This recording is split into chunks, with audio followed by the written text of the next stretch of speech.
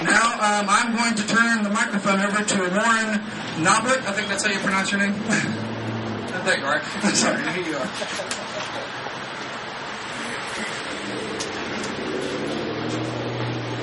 Well, my roots in Newark and Licking County go quite a ways back. My grandfather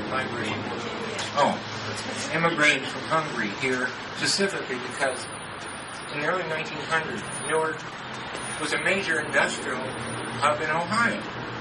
So, my whole family basically is here. But anyway, how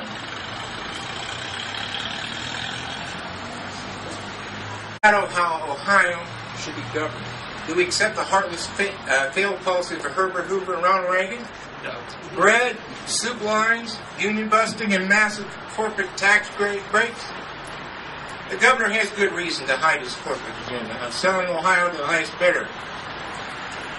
You say you love Ohio State Parks. Well, I hope you love the smell of crude oil. Jefferson Lake State Park is going to be sold to the county for $1 so that oil companies and timber companies can trash that park. The governor has 35 other parks on the chopping block. I would like to ask the governor personally that I believe the state parks of the state of Ohio belong to the people of Ohio.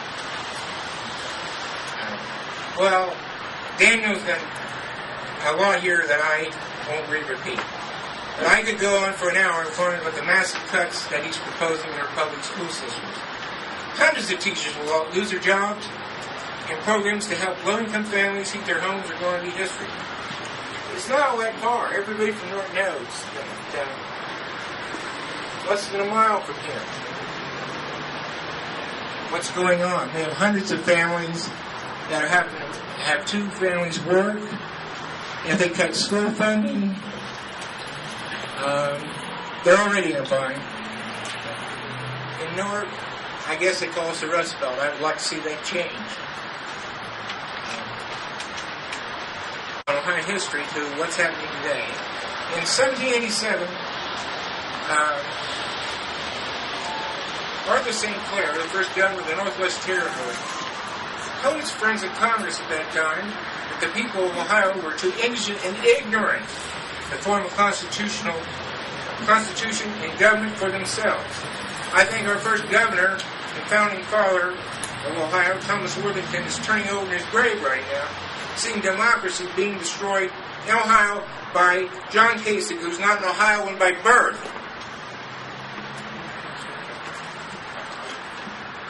Eastport, Pennsylvania.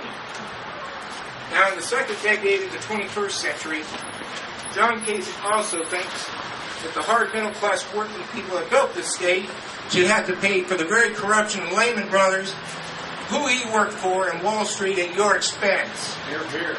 Yep. $480 million of Ohio's pension.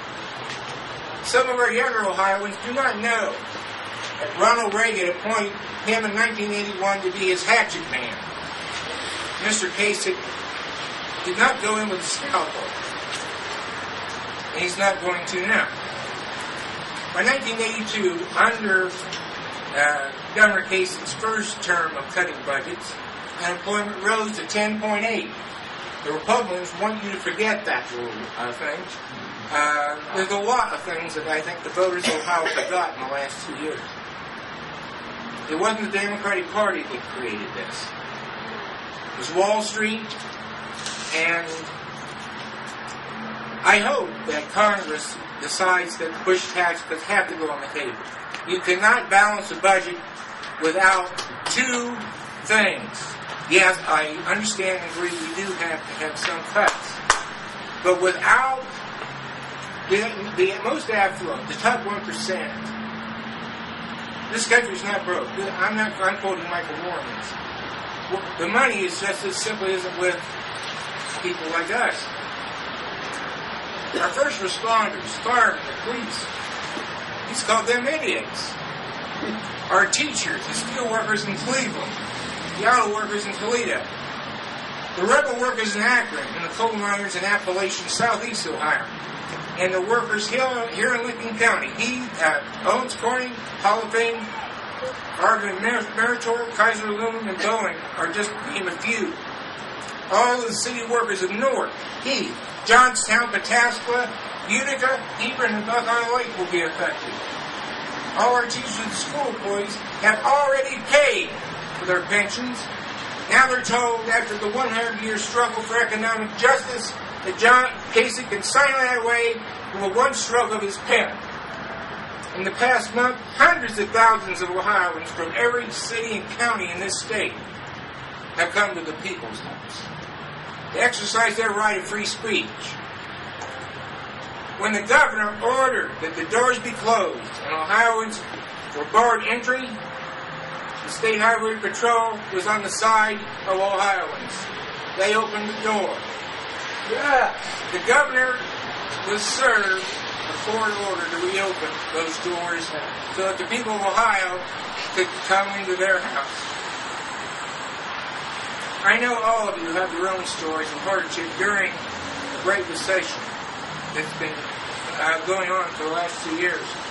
And I hope if you're willing to say on video exactly what your hardships have been or will be. Ohio law, like Wisconsin, has no provision to recall a governor. But we have the right to recall our state representatives and state senators. How many of you looked at State Representative Jay Hodinger's record? It's available at www.Ohio.Go. Representative Hodinger is in lockstep with every position of the governor.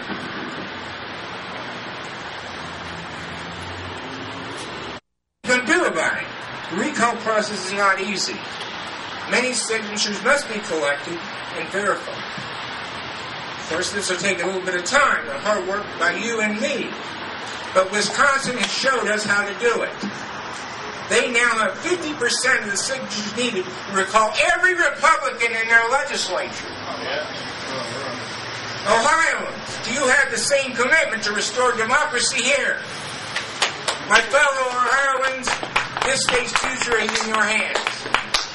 Thank you.